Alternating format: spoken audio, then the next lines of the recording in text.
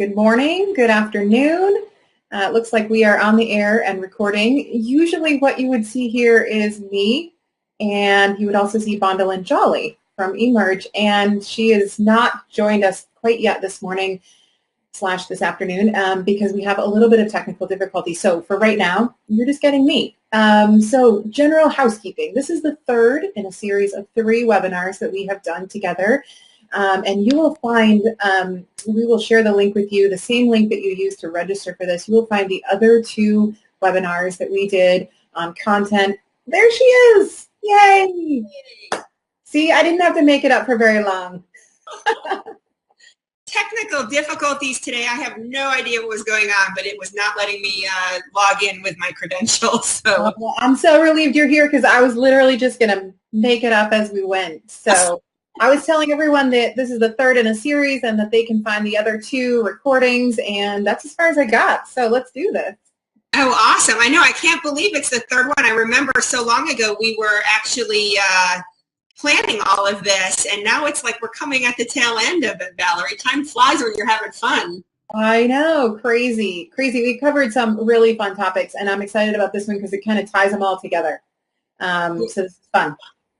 Yes, definitely. And so, it's so interesting because so many of our clients, that we work with, and I know it's the same for you, they just feel like really, that concept of understanding what is working with your marketing, it's such a gray area for people, and we know it's not overly black and white.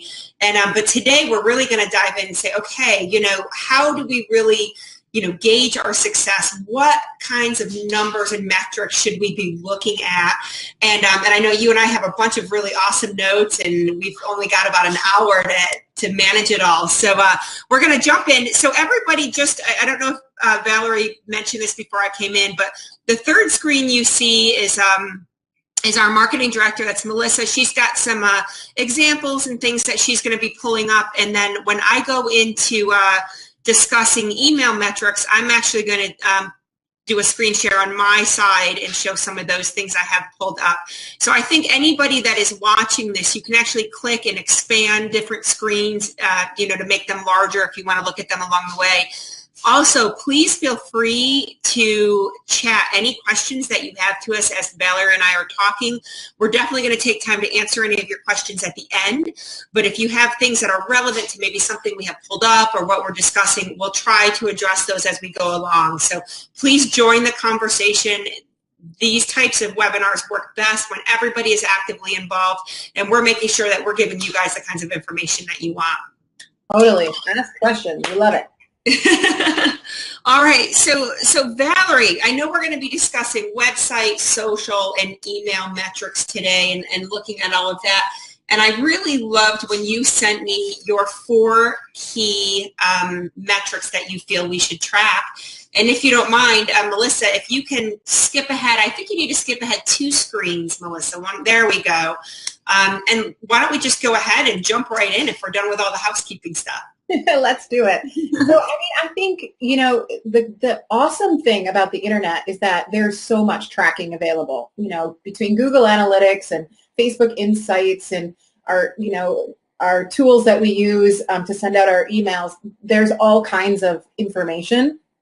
And I think sometimes it can get a little overwhelming because we think there's all these things. Should I be tracking all of them? And what does that mean? And we get really caught up in things like SEO and bounce rates, and then it starts to get really confusing. And so I usually start with saying, there are 4 main things that you should be tracking regardless of what you're doing. And these are kind of them simplified. So the first one is your influencers and your engagers. Now, your influencers are your raving fans. Like, guys, these are the people that they like everything that you do. They follow everything that you do. They share your stuff. They cheer you on. They're the first to sign up for things and like things. You want to pay attention to those because not only are those the people that are engaged for whether stuff is working or not, but they're also the ones that you want to recognize and engage with and thank and appreciate because they're gonna keep putting your good stuff out into the world. And then your engagers are, again, those people that sort of get involved and ask questions and participate and sign up for things and attend your events and show up for you. So you want to pay attention to them. Are they liking your stuff? Are they participating? Because if they're not, it's a really good clue that something's maybe not hitting the mark. So that's number one. Number two is your wins. So your wins are your most engaging messages and your most shared posts and the things that, really took off. And you think, gosh, I didn't even really know people would be that interested in that, or I didn't realize people would read something about that. When that happens, look at the formula. Was that a video? Was that an image? Was that really personal? Was it funny? Pay attention to those moments, because those are the things that you can then work on recreating. And then three, the questions and comments. When people ask you questions or comment or get involved, pay attention to those and participate and answer them. Don't just let them, sit there by the wayside, because that's really important. People are actually paying attention enough to care to say, hey, I have a question. I want more information. And then lastly, your demographics. So this is what types of people are looking at your stuff. Where do your readers come from? Do they come back? What type of day are they coming? What age range are they? What type of person? Where in the world are they located? If you can pay attention to those things, regardless of whether it's your website or your social or your newsletters, your emails, you're going to find that those are things that you can learn from and grow with, for sure. Right. And the one thing that I love with all of these online marketing channels is that it's very instant, right? I can put a post out and I can immediately start looking at, Facebook, my insights. With an email campaign, you start to see those responses and those opens and those click-throughs coming in immediately. The website, you can watch it. I remember one time we were working with a client, and we were actually running an international campaign for a charity that we were working with. And it was interesting because we watched our website traffic over the course of the day. And as the time zones changed across the world, we saw like this wave of engagement coming across the entire world. And so it's just amazing, what you can dig into and look at. And I think, so many of our brokers and agents, maybe that idea of looking at those metrics can be overwhelming. They put so much energy into developing this really great content, feeling like it's going to be really relevant for the audience, putting it out there, and then they sit back and go, oh my God, my work is done. And we always wait, that's when the work just begins, because now, how do I take that content I put out there, take those engagers, those influencers, those questions, and turn them into true legitimate conversations that are going to move towards business. Absolutely. So true. Yep. And I think that we do kind of get caught up in that moment of like, oh, I posted something and nobody's liked it. Well, I send my newsletters out, and we'll probably get to this later, but like I always send my newsletters out on the same day of the week at the same time of the day. And I know that's working for me because I've tracked it. And I'm sure we'll get to this in a little bit when we talk about metrics. But I also remember that I have people that, across 4 time zones. So when I don't see the initial first hour of the amount of engagement that I want, I need to remember, like, I need to give it 3 to 4 hours because those people haven't woke up yet.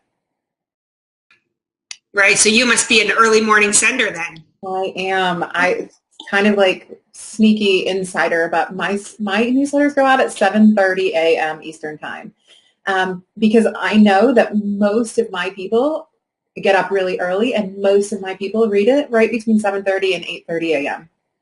That's funny because for us, we see morning traffic as well with our engagement, and then we also see sort of that late afternoon, early evening. And we're always timing, and it depends on who we're speaking to, whether we're going to send that first thing in the morning engagement or the end of the day, and it just depends on the content and who we're targeting with it. And so you learn those things, and we watch and we look at our opens and our click-throughs and our engagement and our sign-ups, and then we say, okay, that block of time always works really good for us for this type of action. Yeah. But I mean, that's trial and error too, right? You don't know that unless you try it, see how it works, and then adjust. If you stick with the same, some people always say, like, I'm not getting as many opens on my newsletters as I used to, or I'm not getting as much. Try posting at a different time or try sending at a different time.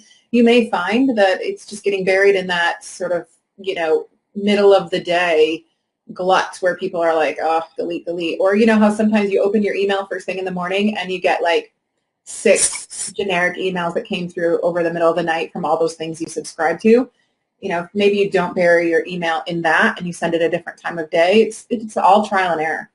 Right. And, you know, there are statistics that are out there that different companies put out, and we've even put that out. We look at, you know, we analyze all of our brokers who are doing recruitment, and we look at, you know, when they send and, you know, the types of responses that they get over the course of the day, over the course of the week.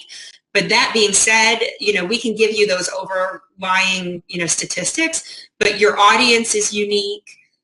You know, your messaging is unique. And so really, you know, you have to be able to look at what is working best for you, you know, in each of your marketing channels.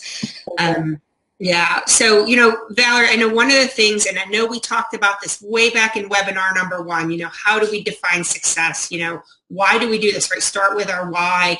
And I'd like to kind of go back and revisit that, because one of the questions that you and I both put down that we want, you know, to challenge our audience with is, you know, how do you define success in terms of your different marketing initiatives? You know, what are you looking to accomplish, and how do you define success? And are you actually setting realistic expectations? This is one that I have had brokers come to me, and when they're putting out messaging to their existing agents, they will literally say, well, I should have a 100% open rate because every single one of my agents should engage with this message today. And of course, you and I know that is. You figure out that formula, bottle it, and sell it. No, exactly. I'm like, I would, you know, run the world here if we could guarantee that. But let's just kind of go back and talk about, you know, when we're creating these marketing initiatives, when we're looking at our metrics, you know, let's just talk about what are our expectations, and you know, and what do we truly say is, you know, defined as the success with our different marketing channels. Well, you know, it's interesting. I mean, if you look at email, what do they say in our industry that a common, the most common sort of open rate is somewhere between like something great, like 16%, I think it is, something like that. Like that's the most common sort of bucket that you're going to end up in. And I just, gosh, we look at that and we think that seems so low and that's so frustrating. But you know, my open rate on my marketing emails comes in somewhere around 42 to 45%. And it's so frustrating because I look at that and I go, how do I get to that other 50% of people? They're not unsubscribing, but they're not opening it, but they're not, you know, deleting it. They're just not opening it. And I think that, you know, we can get really caught up in the numbers sometimes to figure out what success looks like. It's that certain number. But I also find that for the folks that do open my stuff, they're really into it. They email me and they click on all the links and they participate and they sign up for stuff and they cheer me on. And I think that's really important that we look at the people that we are touching. What's the engagement rate there, and what's the response that we're getting, and what's the feedback overall? So for me, it can get really tempting to get stuck in everybody else's idea of success. And, you know, I have to kind of come back and look at my idea of success as, for the people that are opening my stuff, are they getting really good value? Right. And I know that's something, you know, like say we work with a lot of brokers who are working on recruiting. And, you know, some of our brokers, I mean, it's always a mix. Like they'll have recruitment candidates that they've known, that they've had conversations with, that maybe it's just not the right time or right place for them. But, you know, we bring them in and we just kind of start nurturing and continuing to engage them. But then they might also go out, you know, and look inside of their MLS and run some searches. And then they want to run an introductory campaign to people that maybe they haven't had a conversation with. And we'll generally see, you know, people, when I've had long-term established relationships, you know, I've organically generated these lists, we tend to see those nice high, right, 25, 30, 40% engagement rates. Whereas it's somebody, if, you know, if they came to me via, you know, a secondary source or a referral through someone else, we tend to see, you know, maybe anywhere from 8, 10, you know, 12% open rates. But once again, what we do look at is say, okay, you know, what is the relationship that you have with those people? What is the messaging of how you're reaching out to them? You know, if I don't know them very well, I need to take them through an introductory process and provide value and benefit before I can ask for their business. versus people that I have a well-established relationship with. And I think a lot of people don't think about that. They're just thinking, well, I should be recognizing these kinds of numbers. And I'm like, well, wait, let's back up. Let's, reevaluate your expectations. Let's walk through, all of these checklists and make sure that we understand, what the expectation of those recipients are as well. And I think a lot of people try to put everybody all into one bucket, and we need to have everybody. And we talked about this last time with content. Everybody has to be in different buckets in order to get the kinds of desired results we want. Yeah. And going back to that original business planning sort of workshop that we did, the very first webinar, and if people who are watching now didn't participate in that, they can still download that form. We ask you to figure out, where does your income come from, and where are you spending your effort and your time against that? So if you're seeing most of your income coming from repeat and referral, or new construction, or downsizers, or first-time buyers, and you're looking at the content you're putting out there in your newsletters, and you're looking at the stuff you're putting out in your social media, and it's not targeting those people, chances are your efforts are at odds with where your income is. And so we come back to finding your why is also sticking with things that work, and then continuing to adjust them throughout the year. I think sometimes what we can do is we can get really stuck on like, oh, that's a great idea. I'm going to go and jump on that and try that, or I'm going to shake up my whole formula to try something new. While that's great, you also have to remember like what has been working and how can you build on that. Yeah, so I like to use this one analogy, and I've used it for years, but I imagine it's like I'm building like a bonfire, right? And so I have a log that maybe is, my website. Like I'm getting good traffic through my website, and so I have that log on my fire, and I've got a nice, flame going with that. And then maybe I'm also seeing a lot of success with my email campaign. So that's like another log that's on that fire, and that one is burning well. And then maybe maybe my Facebook advertising, I'm not getting quite as much engagement, but I'm going to put that log on that fire and see if maybe I can cultivate that and build and build. And so I thought it was interesting when you say, sometimes people just completely shift focus, like do this 180. And I'm like, wait a second, we need to cultivate the things that are working for us, right? If I've got a good referral campaign going, keep that fire going, and I can add another log onto that fire, and try it out. But if I can't get that fire going with that log, I need to take that one out and continue to build and maintain everything that I have going. And so I try to use that analogy so people can kind of imagine that idea of, we kind of build on where our successes are. We can try things out. You might have a colleague who says, hey, I've had great success doing this. You might try that. It may or may not produce the results. You might spend more money than you're making on it. So, pull that log off of the fire. Yes.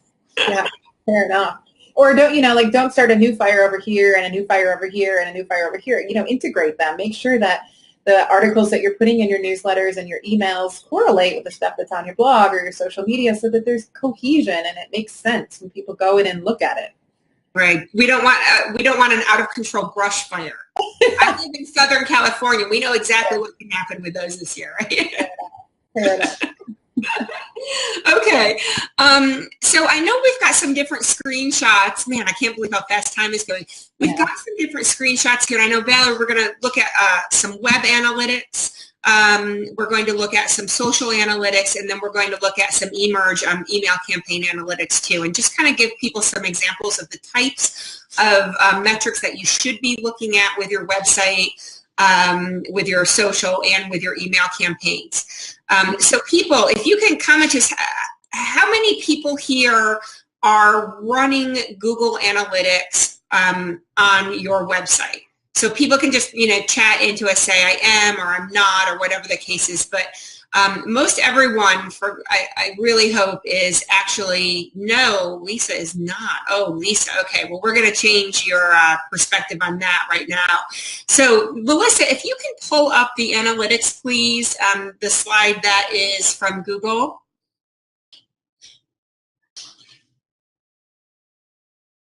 Yeah, so the awesome thing about Google Analytics, when you start to look at these, is Google is amazing at taking content data and breaking it down in really simplified forms. And so what you guys are looking at right now, quite a few of you are saying you're not, you don't have Google Analytics. So what you need to know, first of all, is Google Analytics is free. So you can go in, sign up for a Google Analytics account, and link it to your website for free. And what it starts to do then is it starts to track things like how people get to your website. And once they're there, how long do they spend? And on what days and what times of day do they show up? And how long do they hang out once they're there? It tracks things like the countries or the cities that they're coming from. It also tracks things like what kinds of words are they using to find your website, which is really interesting. So question that just came up is, can you use Google Analytics for different sites, and do you need separate accounts? No, you can use the same Gmail or Google account, and you can link multiple sites to your Google Analytics, and then when you go in there, you just choose from a drop-down which site that you want to look at. And so some of the information that you're looking at right now, especially along the bottom in that sort of dark blue columns that you're looking at, this is where your traffic comes from. So you can see, is it coming from social? Is it coming directly, or is it coming from referrals from other sites? And so as you're looking this, the bottom, the really dark blue section, that's social media. And so that means people are actually coming to your site because of links or articles or things that you've posted on social. And this is really helpful for you to understand the content that you're putting elsewhere on the internet. Is it driving traffic back to your website? You can also see in the upper left-hand corner there, that graph is telling you your users. So you can see people who have come to your site for the first time, and you can also see people who are returning users. What's also awesome about that is you can see if 89% of your people, like you in this graph, are returning. That means you're consistently keeping your audience. They're coming back for more. If that number was really low, you would see that a lot of people are coming but maybe not returning. And then on the right-hand side, you see active users, and so you can see, again, how many people are coming on what days, and you can start to correlate that with, oh gosh, I posted a new thing that day, and so I saw my traffic increase, or I sent out a newsletter or an email that day with a link in it to my site, and I see that people are actually clicking through and visiting my site from that. So it's really helpful to understand, I'm creating this stuff and I'm sending it out. Is it actually working? Is it driving the traffic where I want them to go? Yeah, one thing that I really like to track with our Google Analytics is not only the entrance pages that people come into, but how long they stay and then where they exit. And of course, our initiative is a little bit different than, say, a real estate agent or broker who really wants people to come in and spend a lot of time exploring listings and then convert into like a request for some kind of communication. For us, we really want to see people spending a lot of time coming in, engaging through our site and looking at the paths where they explore our products and services, and then moving into an action like a free trial or a subscription or things like that. And so we analyze those site and click paths that people go through, and then we look for different kinds of problems. So about a year ago, we were having some problems where we were recognizing drop off right from our homepage, like a lot of drop off, and they weren't really taking click actions. And so we reevaluated, the main presentation of our homepage, the main call to actions, and completely restructured that. And now that's no longer a problem. And so it's amazing the types of things that you can look at, and even how you're guiding people through your site, and how easy is it for them if they're interested in a listing, how easy is it for them to find your contact information, to take that conversion step to become a legitimate lead for you. And your Google Insights or Google Analytics really allow you to kind of dig in and look at that. And it's all these nice graphs. It's pretty simple to click around, and they have some really great tutorials that you can go through as well. So for those of you, I'm kind of concerned. We have some people that are coming in and saying that they're not running analytics. I suspect that most likely you have used a third party to create your real estate website. So whoever that party is, whether say it's Agent Evolution or Homes.com or whoever you may have used, contact your rep there and see if they might have Google Analytics running. They may not have given you those login credentials. And if they don't, ask them what it would take to get those Google Analytics. And as long as you have a Google account created, they should be able to assist you with that process. I think it's really valuable. You know, we all spend a lot of money, you know, creating and maintaining our web presence, and it's really, really helpful for us to understand, you know, what kinds of traffic we're recognizing and how people are utilizing our sites to make sure that we're giving them that best user experience. Yeah, totally. And so I have analytics set up on my blog, and my blog posts are not generally super long. And so I estimate that it's probably a 3 to 5 minute read for most people to read a blog post. And so when I track how long people sit on my blog, if I see that on average I'm tracking more than 5 minutes, I'm really happy, because that means that they're moving around, they're looking at other blog posts. I start to see that the traffic on the blog post is coming into one source and going into multiple other posts, or that they're signing up for my newsletter. So it's just, those are the types of things that you guys want to track on your site, because you don't want just somebody to come in off of a link, look at a listing and go away. You want them to then click around and look at your testimonials, or maybe watch your videos, or find out more information about you. Exactly. So if anybody has any additional questions about Google Analytics, go ahead and put them into the chat, and we will address them, you know, as we move along here. But what we're going to do now is we're going to do talk about social media and some Facebook, and I think you've got some Facebook insights that you're going to share with us. So Melissa, if you could click to the next screen for us. Oh man, look at all, it's just, you know, I'm a data freak. Of course, I deal with data, I deal in software, and this stuff just makes me drool when I see like so much information that is available for us. So Valerie, you sent these screenshots. I'm going to let you talk about all of this, but man, this is fantastic stuff. Well, first of all, for those of us that aren't sort of data geeks about this can look a little overwhelming. You know, there's a lot of information on the screen in front of us right now. So what I really want you to do is, as you know, if you have a Facebook page, there is a tab at the top that says Insights, and you go there, not your Facebook profile. Unfortunately, there's no insights available for your personal profile. You have to have a business page. And once you have a business page, Insights is built in. So what you're looking at right now are actual stats that Facebook provides to me about who visits my Facebook page. And so again, what you're looking at, top left corner, is where are my people coming from? So, you know, just over the last week, 22 people came in from social out of 54. So I'm seeing that that's a huge source of people coming from other places on social media to visit my information here. So I love that. And I also see over on the right-hand side that there are definite spikes on certain dates, and that's because those are the days that I posted new things, or I sent people to my page, or I referred them.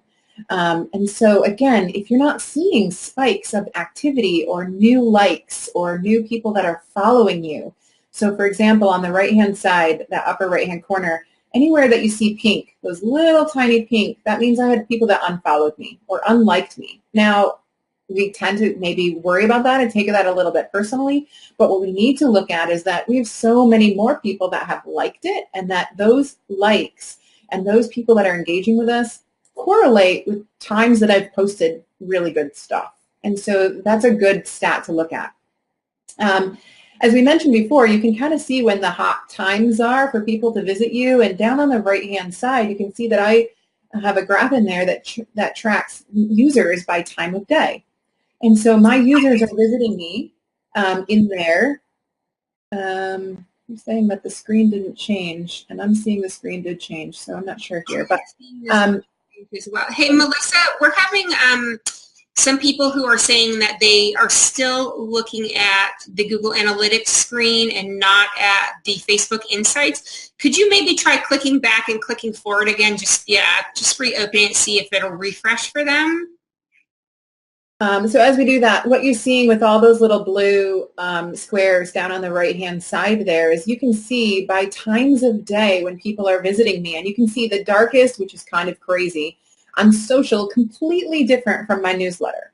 Most people are searching me and finding me online sort of right there in that really dark square is right around noon in the afternoon. So what's really interesting is people jump on social media on their lunch break, and, you know, they have a few minutes, or they're sitting eating their lunch, or they're waiting in line for food, and they're scrolling through their phone.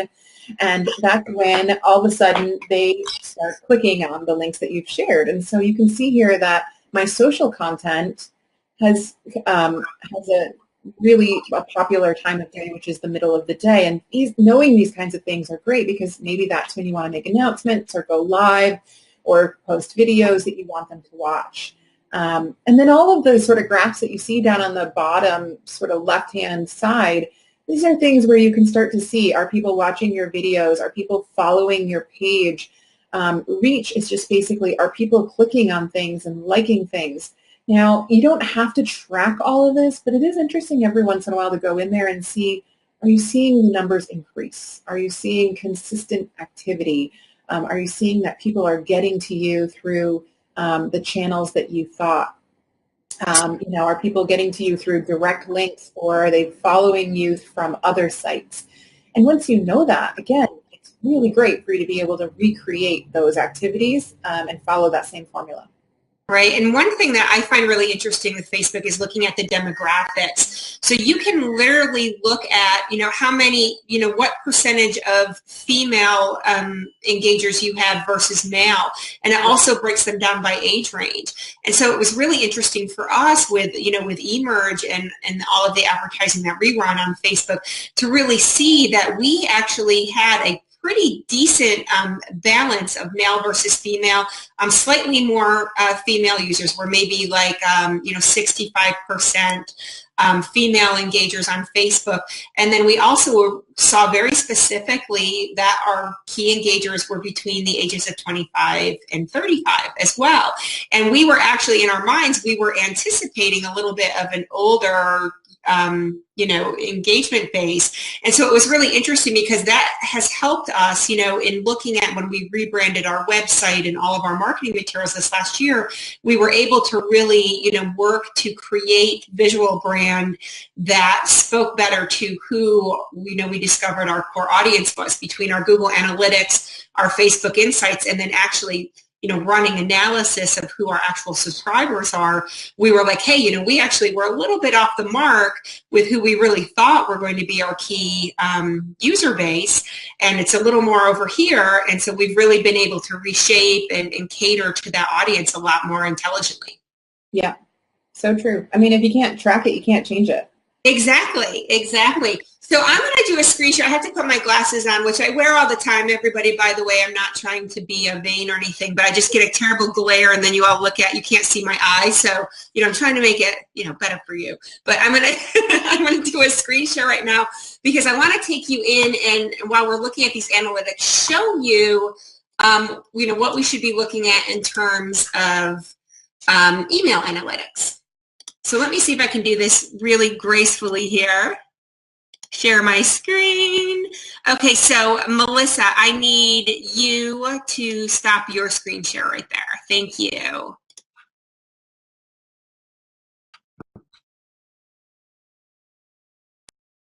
And my screen share is loading. Is everybody seeing my screen share? Yep. You see that? And everybody else, I hope. Okay. So what we're looking at here, I'm getting yeses. Clifton, you are having all kinds of problems. I don't know what's going on with you, sir, but please note that we will have a full recording of all of this that will show all of the proper screen shares. So if you continue to have problems, you can download the recording. Also, if you're using Safari, by the way, Safari can be a little bit tricky. So you might want to switch over to like redial in with like a Firefox or a Chrome. So hopefully that'll work. But it looks like everybody else is doing okay with us. So the screen share that I'm showing, this is an agent that uses us for her consumer outreach. And I thought it was interesting. I actually pulled up a couple of her email reports. So inside of eMerge, every time that you send out an email or you launch a campaign, we track, all of the people that you've, sent to, all of their opens and engagements, and we help build like a user profile for people, which is really neat because I can take, a buyer lead or a seller lead, and I can actually look at the history of all of their engagement with me on an individual level, but I can also look at my emails as a cumulative. And so these are a couple real common messages that our clients will send out. So she had an open house that she just recently in January actually sent out an invitation. And I can see in the report she sent it out to 136 people. Look at this. She had over 51% open rate. She had a little over 23% click rate. That is absolutely fantastic. Amazing. Of course, now this is her consumer leads. These are her, obviously, her active buyers, right, that she sent this out to. So she's got a nice candidate pool here. And let's go ahead, and I want to open up that email real quick so we can take a look at it. Because there's one really, really key call to action that she did here. And you can see she's got an RSVP. So she's got this wine tasting. She's got all of the details. She's got some fun animation from us. She's got a link out to the MLS. She's got a link for an RSVP. And so one of the functions we allow people is the ability to have an RSVP that will send her an email and a text and capture those people that have RSVP. And then she can actually send them a reminder email and all kinds of things. So I love this because our key call to action obviously is to drive RSVPs, and she also wants to look at people who might be looking at that property and, you know, clicking through to her website. And so if we go back into her reports here, whoops, excuse me, I'm in the wrong spot. There we go here. I can actually see that she had 17 people that actually clicked to RSVP. Oh, I had this open too long and I logged out. Shoot. Of her 17 people, she can see a list of every single person that RSVP'd there. And that's so wonderful because, for one thing, we tell her, hey, that is a call list. I would export that list and call every single person on there and find out, you know, what is it about the property that interests them. You know, maybe that property isn't perfect, but maybe they're clicking out, they're going to, you know, explore the website. I've got them engaged. They're obviously looking. And so those are really important people that we want to pay attention to. So we want to look at who opens, we want to look at who clicks, but we also want to pay particular attention to what they click on. Right. This was another one. She was trying, so Renee actually has in her database a bunch of people who she has in her Consumer Touch newsletter, but they're not her active buyers and sellers. And so, you know, she's always trying to just kind of feel them out and say, hey, you know, here's valuable content I'm sharing with you every month. But, you know, let me know when you're ready to make a move, you know. And so this was interesting because she put out some information. Actually, there's a one that's tips for staging a house for a quick sale. And, you know, she had some activity there. She had people clicking through, you know, to her website to actually look at the listings. And so those are triggers to me where I say, okay, you know, you sent the email out, Renee, now let's log in. Let's look at how people are engaging and what key call to actions they're engaging with. And then what follow-up activities do we want to make from there? Do you want to send them a follow-up email? Do you want to put them into, you know, a personal call campaign? Do you want to send them a personal email? So we kind of help the clients, you know, work through all of those processes. And as you see, she's I'm going to interrupt for 1 second. The most important thing that you just said there is call to action. And I think that's so key because we send out content and we post content and we send out emails and we put stuff on our website, but if there's no call to action, there's no way to track if it's actually working. And so what I love about that email you're showing is that it's not just an RSVP, it's a actually do something if you've read this and it means something to you. And gosh, that's the stuff we should be tracking, right? And so people who are sending out newsletters or emails of any kind, you know, or posting stuff, getting them to do something, like take action on this. Here's how you get involved. Sign up now. RSVP. Tell me that this means something to you. Ask a question. That stuff is so important. So important. Because it's so easy to allow people to be passive. You know, they can sit there and they can read the information and not do anything. But, you know, that's why we always work with our clients to say, what is the desired outcome that you have? Why, right? Go all the way back to our why. You know, why are we sending them this piece of content? You know, what is it that this particular audience is looking for? And what can I capture from them to move that conversation offline or move them closer and closer to the end goal, which is to either help them buy or sell their house and to help me make that commission. And so we love we use lots of big buttons. We work with our clients, on helping them, with key call to actions. What kinds of content makes sense for the audience? And then what do I want to track? And what does that mean to me? And how can I follow up? Totally. Love it. Yeah, good stuff. All right, I'm going to stop the screen share. And I think that'll turn, then Melissa, I think you can come back in and finish off with your slides. All right. I think we've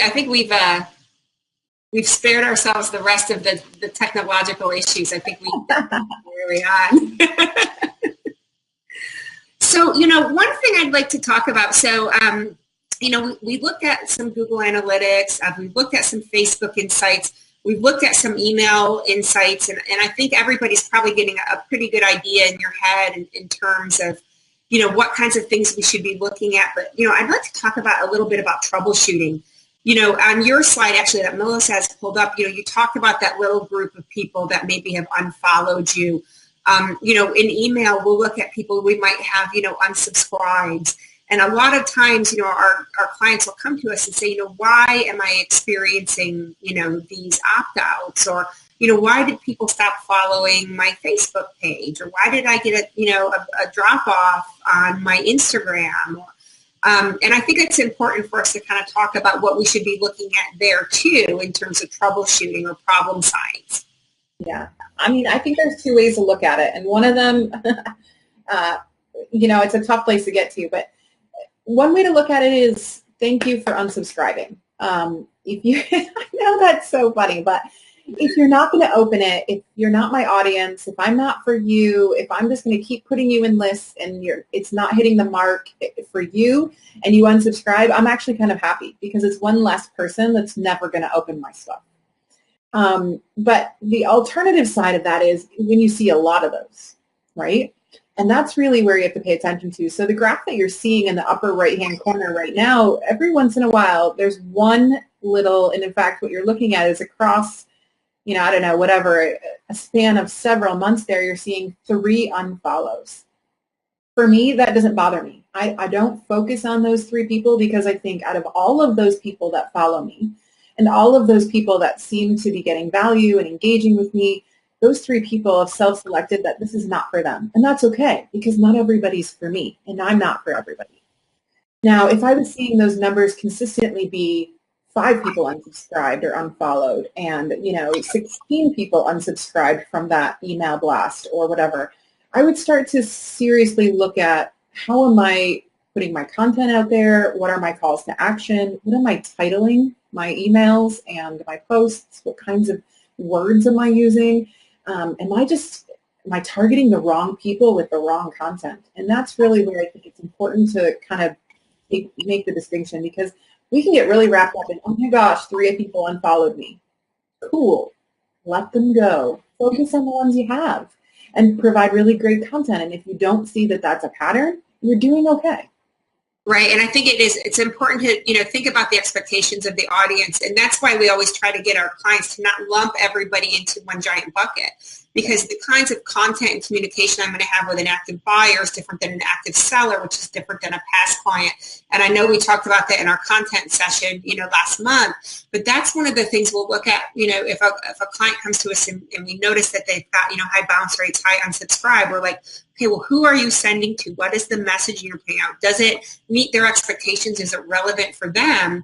And we also, another thing we look at is frequency. How many of you have, you follow like a certain business or a certain person, say on Instagram, and that person will go and post, a dozen individual photos on Instagram and clog up your entire feed, and you're sitting there going, oh my God, it's driving me crazy. Right? People. Yeah, you have to, and now luckily, Instagram, you can kind of group a set of photos together. So thank God, but I still see people that are doing those individual. And I'm like, okay, I don't need 24 photos a day from you from one business event you went and attended. It gets to be too much. And so you'll lose followers. So think about your frequency of your engagement on each of those individual channels. With emails, with recruitment, we have brokers that say more is better, more is better. I want to touch them 15 times in the first 2 weeks. And we'll see these just tremendous drop-offs because, we look at that list and say, okay, that was somebody, that's a list of people that you've accumulated over the past 12 months. You've met them, you've engaged with them here and there, and then all of a sudden you're bombarding them with recruitment material without looking, are they engaging with it? Is it relevant? Are they clicking on those call to actions? And if they're not, then I shouldn't be continually bombarding them because I'm going to, recognize a large drop off. Yeah, I mean, I think content fatigue is a real thing. People get so much messaging and so much information. I think some of the things that work really well in terms of troubleshooting those kinds of things is, if you see that you sent something out and a group of people opened it, why not then take that message, go a little bit deeper, massage the topic title, and make it a little bit more interesting, and then go after the same people who opened it to try and start a conversation. So, for example, amazing houses for sale in this neighborhood right now. 12 people open that. And you might think, gosh, that's not a great number, but those 12 people are interested in that neighborhood. So now you go back to those 12 people, and your next, communication to them is the best 3 houses in this neighborhood right now. The best value houses, the most updated, the coolest, mid-century modern, whatever. And then of those 12 people, you see that 6 people opened it. Okay, now those 6 people are actually really interested because twice they've opened something in that neighborhood. So now you go back to those 6 people and you say, how can I help you get ready to either buy or sell in this neighborhood? Here are the top 3 stats you need to know. When those people open that, you now have an understanding of what exactly those people are looking for, as opposed to, oh my gosh, 52 people of this didn't open it or didn't subscribe. Focus on the ones who do. Focus on the ones who engage, because that means they're actually interested in your content's hitting the mark. And then refine it and do better and get, more interesting and more specific for those people. It's human nature for us to fixate on the ones that that and you've got, like you said, those 12 people, man, that is gold. Those email reports, those 17 people who clicked on that RSVP, that is gold right there, because there can only be one buyer to that house, but now I have 17 people who are coming to that house, and I can find a bunch of other houses in the same general neighborhood, or help them find that perfect house that meets their criteria, and that is a golden list right there. Yeah. So very true. So I hate to say this, we're getting tight on time here. And I can't believe it, Valerie. Like I say every time, you and I think we could just talk all day and people could just kind of come in and out and join in with us. But sort of in the final, one thing, as you were just telling this story about that strategy of putting a message out and then taking that group of people and follow up and making it more and more specific, a lot of our audience tends to feel overwhelmed. It sounds like very labor intensive for them. And the one thing I want to say is that, when you're first creating sort of that, I call it a workflow, right? A campaign or a workflow, you have to put some time into it, right? You start with that why, who is the audience, what is the path I want to take them through. But once you have created that, it's kind of like you can rinse and repeat that again and again. So, with Renee, I showed you her open house invitation, and then she sets up an autoresponder, that thanks them. And then there's something that goes out, the morning of the open house. And once she creates that workflow, she can take and repeat that workflow over and over again every time that she's running an open house to a specific group of people. Yeah, totally true. And I think, again, identifying what works and getting better at it and adapting it, and instead of, it comes full circle, right? Keep putting logs on the fire that's burning. Keep adding to the stuff that you're doing that's working, instead of trying to do something completely different. I do think we focus on numbers sometimes and go, oh my God, I'm missing that 52% of my database. Focus on the 48%, those are the people that are consistently opening stuff. So find out, why not reach out to them and say, hey, pick the people that are the top openers of your email every time, and say, you know what, I see that every time I send an email, you open it, and I love that. Can I do better? Is there information you would rather get? What kinds of stuff are you most interested in? That, like you said, is gold. That's the kind of stuff where you think, these people are already engaged. How can I better help them? If I was to reach out to the the top 20 people who have opened my newsletter the most amount of times in the last 3 months and say, hey, it seems like you're loving my newsletter. What could I put in there that would make you love it even more? Or, hey, I see that you've been visiting my website a lot, and I love that. Thank you so much. Or I see that you shared that post that I put out last month, and I love that. What kinds of stuff could I put that you would continue to share, you would continue to engage with? Focus on the ones that you have and the ones that are engaged. And just build on it and grow that. Right, so we have all these fantastic analytics we looked at. There's tons of information that's out there. But like Valerie said, use those numbers and that information to really understand, what is resonating and who it's resonating with, and then focus on those key opportunities. In the last few minutes, if anyone has any specific questions, whether it's email, social, website, anything maybe even relating back to the first 2 webinars in this series, please go ahead and send them over to us right now in the chat. We're happy to address any questions that you guys might have. And while we're doing that, Melissa, if you could please pull up Valerie's and my contact information. Thank you. So if anybody would like to connect with Valerie or myself, or I have both my personal contact information as well as my company information.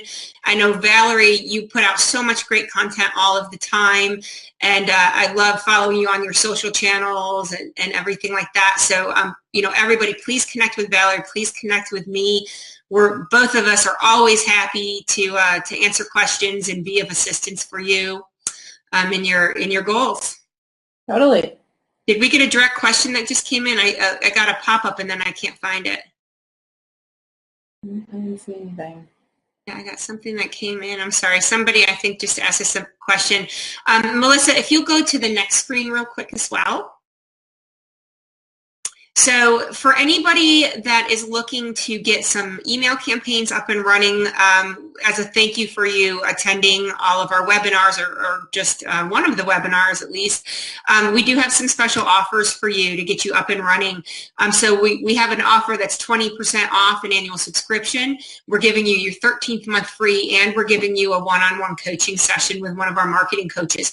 So what we were talking about with Renee, with setting up those open house or those just listed, those workflows and campaigns, you can actually work one-on-one with one of our coaches to get that up and running.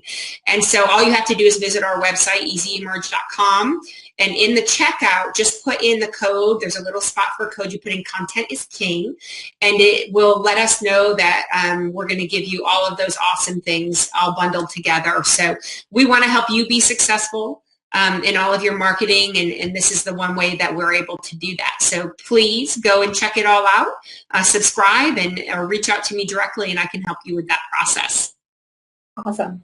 Yeah, so I don't know. I don't think we have any other questions. We have a silent audience. So do you have any? A ton of stuff. They're all just a little bit panicking, but anyone who's still on the call, feel free to reach out. Content can be scary and overwhelming, and how to track it and where to put it. But that's what we're here for. And awesome that we get to do this. All 3 of these webinars, again, if you go to easyemerge.com/webinars, you can find. You can go to the next screen that has that. I'm sorry to interrupt, Valerie. Next. Oh, cool. All 3 of our webinars are going to be available there, right, for download, and the content and the information and the links that we shared and all of that stuff. So, reach out to us and let us know if there's something we can build on these topics for sure.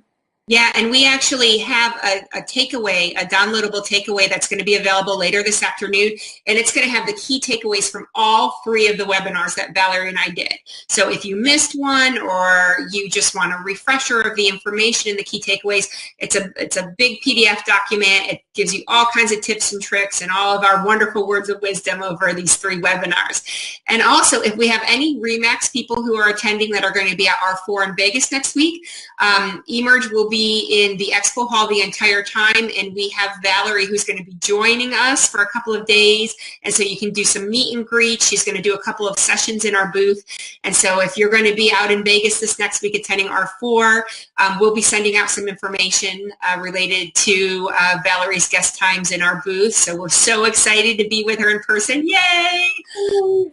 So thank you all so much for joining us. I hope that you've enjoyed this webinar series. And like we said, if you'd like to see other webinar series from us in the future, other discussions, please reach out to either Valerie or myself, and we'd love to hear from you. Awesome. Thanks, everybody. All right. Bye, everybody. Have a great week. See ya.